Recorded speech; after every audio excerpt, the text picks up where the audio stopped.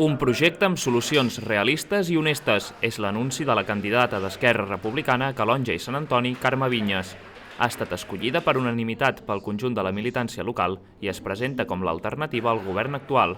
Calonge i Sant Antoni mereix un projecte que posi al centre de les persones.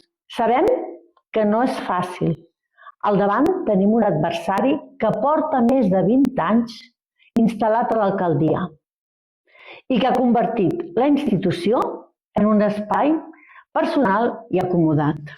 Expressa la voluntat d'iniciar una nova etapa i reivindica un canvi de funcionament de la localitat. Denuncien que el municipi està enfocat en un model pensat per a un mes i mig i lamenten que s'ignori la realitat de Calonge i Sant Antoni. Vinyes ja ha deixat clar alguns dels objectius d'Esquerra Republicana. Volem una gestió centrada en el benestar real de la nostra gent. Carrers nets i segurs. Una planificació urbanística responsable. Oportunitats per als nostres fills i filles. Un comerç viu i un poble actiu els 12 mesos de l'any. Carme Vinyes ja va ser la cap de llista a les anteriors eleccions municipals, obtenint 4 regidors i sent la líder de l'oposició. L'any 2019 va ser la número 3 de la llista dels republicans, una legislatura que van començar governant.